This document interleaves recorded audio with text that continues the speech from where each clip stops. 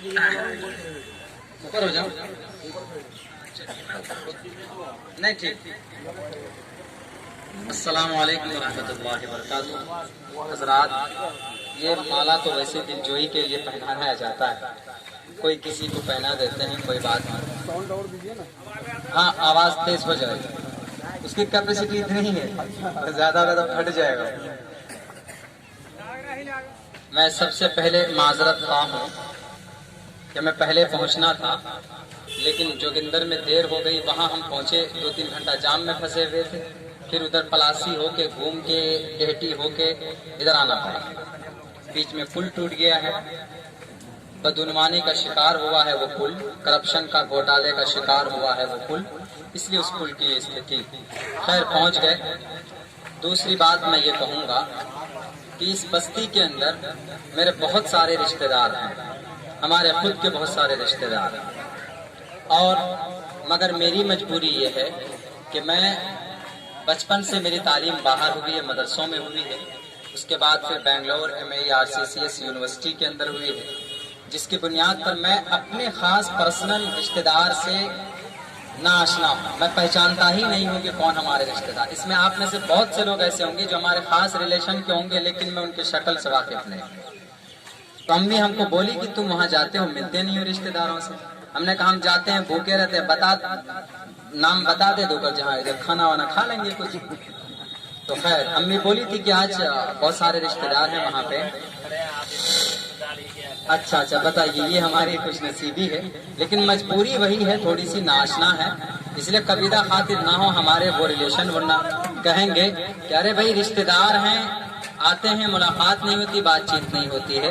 ऐसा नहीं, मैं तो चाहता हूँ कि भाई हमारे रिश्तेदार से हमारी मुलाकात। मेरे खैर आपकी इस बस्ती के अंदर, पूरे अररिया जिला के अंदर एक अलग हैसियत रखती है डुमरिया बस्ती।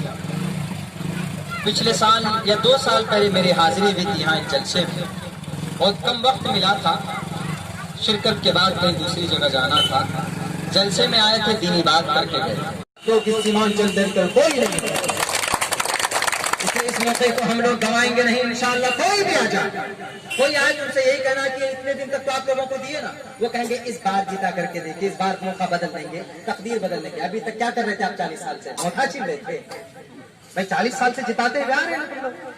क्या कर रहे थे इतने दिनों से? इतना करप्शन, इतना घोटाला, वृद्धा पेंशन के अंदर करप्शन, इंदिरा आवास के अंदर करप्शन, फंड कोटा के अंदर करप्शन, थाने के अंदर करप्शन, हर जगह करप्शन, हर जगह करप्शन, यहाँ से लेकर वहां तक करप्शन। पुल के अंदर जाम लग जाता है, यहाँ पर बड़ी बड़ी वो गाड़ियां आ जाती है, वो भी घोटाला लेकर के पास कराया जाता है। बोरिया वाला पुल जो टूटा ना, जाके गाड़ी घिस गया, 500 टका पकड़ा, जाओ। वो ऐसा गया कि नीचे ही चला गया। अगर वो ईमानदार होता, वो कहता कि नहीं, लोगों के फायदे के लिए बनाया है, इसकी परमिशन नहीं, इसको नहीं भेजो, तुमको नहीं भेजो। लेकिन नहीं, या तो आदत खराब होती जाती है। गांधी जी की नोट देखकर आएंगे आपके पास भी बहुत से लोग, गांधी जी की नोट लेकर, लेकिन इस मर्तबा गांधी जी को देखकर, गांधी जी की नोट को देख करके ईमान नहीं बदलिएगा।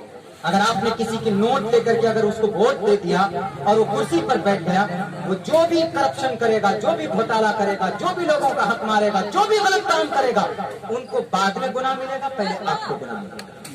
क्यों? क्योंकि आपने नोट लेकर के उनको वोट दिया।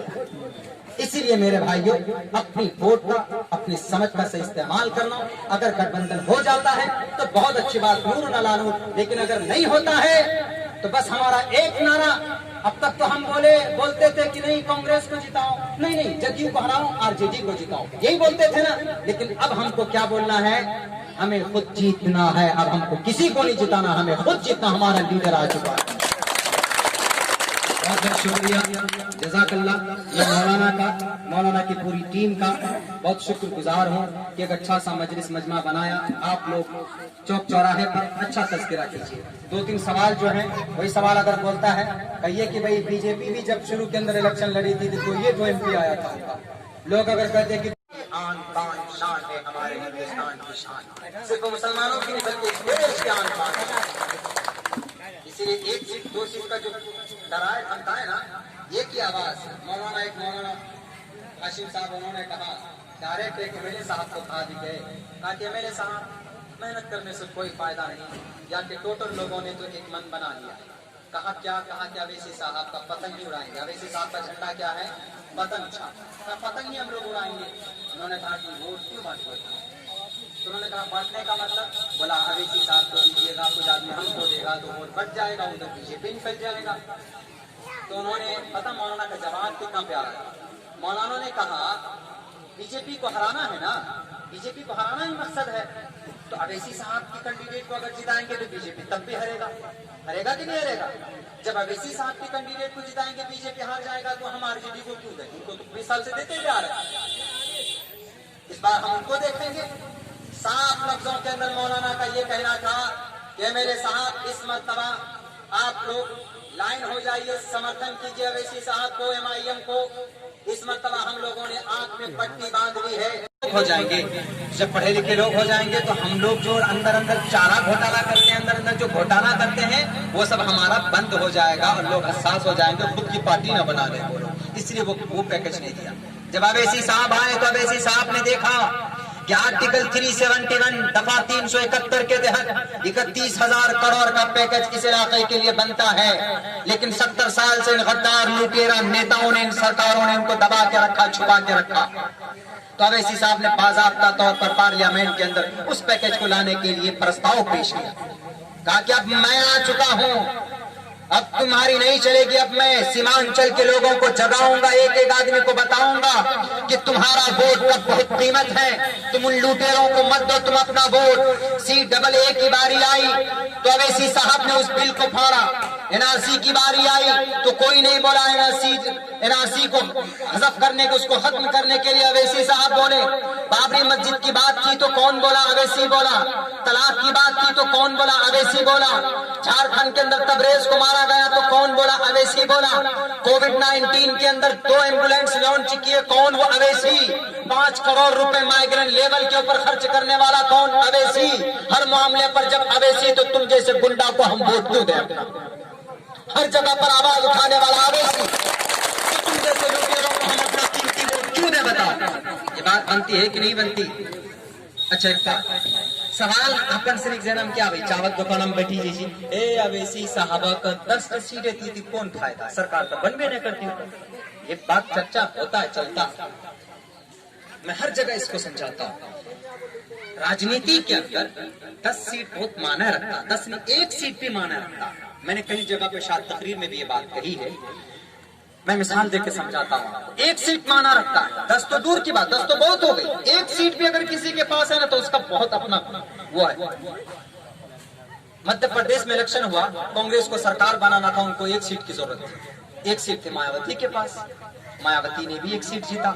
तो कांग्रेस ने कहा मायावती जी आइए हमको सीट तो दे दीजिए, MLA तो, और हमारा सीट बढ़ जाएगा तो हम सरकार बना लेंगे। मायावती ने कहा कोई बात नहीं, हम आपको सीट दे देंगे, लेकिन शर्त यह है मैं कौन हूं? बहुजन समाज, यानी मैं एक दलित हूं। मायावती तो उन्होंने कहा ठीक है, दलित है तो क्या हुआ, बोलिए क्या शर्त है? कहा शर्त यह कि जितने भी दलित के ऊपर जो केस चलना है ना, उन केसों को आप खत्म करवा दीजिए, तो मैं आपके साथ हूं। तो कांग्रेस ने कहा इतना बड़ा, जितने का मुर्गा नहीं उतने का मसाला, एक तो सीट में इतनी बड़ी कंडीशन लगा दिया। तो मायावती ने कहा नहीं लगाओगे तो कोई बात नहीं, हमारी ये शर्त बीजेपी वाला पूरी कर देगा, हम उसके साथ जा रहे, सरकार उनकी बन जाएगी। तो कांग्रेस ने क्या कहा? हाथ जोड़कर खड़ा हो, मायावती जैसा मत कीजिए, उधर मत जाइए, आपको जो चाहिए हम वो देने के लिए तैयार हैं, आइए पहले आप हमारा सरकार बनाइए। मायावती जी ने उनके साथ अलायंस किया और टोटल दलित के ऊपर से केस को हटवा दिया। वजह क्या बनी? 1 सीट। अगर हमारा मान के चलिए, सपोज दैट गठबंधन की तो बात चल रही है, अगर हो जाए, कोई नहीं बोलिएगा कि अवैसी साहब गठबंधन नहीं करते। गठबंधन की बात लोकसभा में भी हुई थी, तेजस्वी ने मना कर दिया था, लालू जी ने, कांग्रेस ने मना कर दिया। अभी भी 3 महीने से गठबंधन की बात चल रही है, तो इसलिए हम में से कोई नहीं बोलिएगा कि वो गठबंधन क्यों नहीं करता है। गठबंधन की बात चल रही, लेकिन वही लोग कदम नहीं बढ़ा रहे हैं। अरे मुसलमानों का वोट चाहिए, मुसलमानों का लीडर नहीं चाहिए आपको। गठबंधन की बात चली लेकिन वही लोग कदम नहीं बढ़ा रहे। लेकिन अगर गठबंधन हो जाए तो बहुत अच्छी बात, नहीं हुई तब भी हम पूरे सीमांचल के अंदर 24 सीट है, 24 में से इंशाअल्लाह 15 के अंदर कामयाब होकर हम दिखाएंगे। और ये 15 सीट बताएं आपको, और ये 15 सीट क्या काम करेगा? सरकार चाहे लालू जी की बने चाहे नीतीश जी की बने, चाहे उनकी सीट आए 150, चाहे नीतीश जी की सीट आए 150, उससे कोई लेना देना नहीं। लेकिन अगर 15 सीट या 10 सीट भी असद अवैसी की आ जाती है तो अवैसी साहब के बगैर पटना में किसी की सरकार नहीं बनेगी, क्योंकि चाबी इनके पास हो 10 सीट की। अवैसी साहब को फिर तब कहेगा लालू जी, अवैसी साहब आइए ना हमारा सरकार बनाइए। उधर नीतीश जी कहेगा कि आइए हमारा सरकार बनाइए, तो अवैसी साहब कहेंगे कोई बात नहीं, हम सरकार बनाने को तैयार हैं। लेकिन जो 30,000 करोड़ रुपए जो तुमने खा के रखा है इनके गरीबों का, जो पेट में तुम्हारा इतना बड़ा बड़ा पेट हो गया है, उस पेट से 30,000 करोड़ रुपए निकाल के दो, और इनके सीमांचल में हर जिला के अंदर एक एक यूनिवर्सिटी, एक एक मेडिकल कॉलेज, एक साइंटिस्ट कॉलेज खोलोगे, और हर जिले के अंदर में एक एक बड़ी बड़ी फैक्ट्री कायम करोगे। और अगर हमारा 15 एमएलए है तो 5 एमएलए को हमारा मिनिस्टर बनाओगे, मंत्री बनाओगे, तभी जाकर हम तुम्हारे साथ आएंगे, तुम्हारी सरकार बनाएंगे। तो लालू जी को तो शर्त मानना पड़ेगा। क्यों? अगर नहीं लेंगे इनको अपने पास तो ये 15 लेके कहीं और सट गया किसी के साथ तो हमारी सरकार गिर जाएगी। और कुर्सी वो चीज है कि आदमी कुर्सी के चक्कर में पता नहीं क्या क्या कर बैठता। उसके बाद अपने 10 या 15 सीट के बलबूते पर हम अपना हक छीन कर ला सकते हैं कि नहीं ला सकते हैं? लेकिन 10-15 तो सीट होगा तब ना।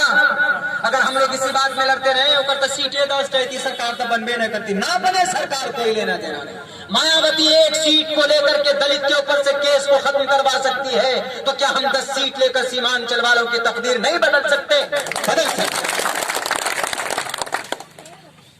और दूसरी बात, इसीलिए कोई अगर बोले कि अरे ऊपर तो सीटें नहीं, एक 2 सीट है, 1-2 नहीं, आपको हवा मालूम नहीं। चले जाइए पूरे दारुल ईमान के अंदर डेली कम से कम 200 आदमी सदस्यता लेता है आज के डेट में किशनगंज के अंदर, दूर दूर से आता है। मुस्लिम नहीं, बड़ी तादाद में हिंदू है। बड़ारी विधानसभा से उम्मीदवार राकेश यादव जी, कस्बा से कंचन देवी। कौन है, कौन बोलता है कि अवैसी साहब की पार्टी मुसलमानों की पार्टी? अगर मुसलमानों की पार्टी होती तो कंचन देवी शरीक नहीं होती। कांग्रेस में थी, एमआईएम में आई, उनसे पहले राकेश यादव जी शरीक हुए, बाज़ाब्ता कैंडिडेट, उन्होंने अपने आप को मनोनीत किया है, लेकिन पार्टी का फैसला होगा। उससे पहले रानीगंज के अंदर में अमित पासवान, डॉक्टर अमित पासवान को कैंडिडेट बनाया। कौन है ये लोग? मुसलमान है? इनके सर पर टोपी दाढ़ी है? नहीं, ये हिंदू है। इससे पता चलता है कि अवैसी साहब मुसलमानों की पार्टी नहीं बल्कि हिंदुओं को भी साथ लेकर चलने का काम करते हैं। ये तो हमारे और आपके बीच में रूमर फैलाते हैं, नारे लगाते हैं जहां तहां पर, अब के बार पुराना शेर, अब के बार पुराना सरकार। सीमांचल के लोग बोलते हैं वही पुराना खुट्टा बढ़िया है। में चालान काटे जाते हैं 1500 रुपए अवैध तरीके से। किस बात के तुम खूटा? जिसको पावर, जो पावर में आए, जो ईमानदारी का काम करे और जो पावर में आकर अपने पावर का सही इस्तेमाल करे, वही खुट्टा हमारा होगा। कोई पुराने किसी की मीरास नहीं चलेगा। अगर ईमानदारी से सियासत की जाती तो आज हमारे जो कि हाट विधानसभा के अंदर एक घुटना तक पानी नहीं होता। जो कि हाट के अंदर कॉलेज होता, एक तो कॉलेज है किसान कॉलेज, इसके अंदर बकरी का बच्चा देखिए तो भैंस का बच्चा घुसका हुआ है, गाय का बच्चा घुसका हुआ है, आदमी का तो बच्चे नजर नहीं आता। हॉस्पिटल चले जाइए तो डॉक्टर नहीं। मेरे भाइयों, किसी के बहकावे में नहीं आए। हमने देखा सबको, जदयू को देखा, कांग्रेस को देखा, आरजेडी को देखा, लेकिन जब बाबरी मस्जिद की बात आई, CAA की बात आई, NRC की बात आई, सबकी पोल खुल गए, सब अलग हो गए। तन्हा अगर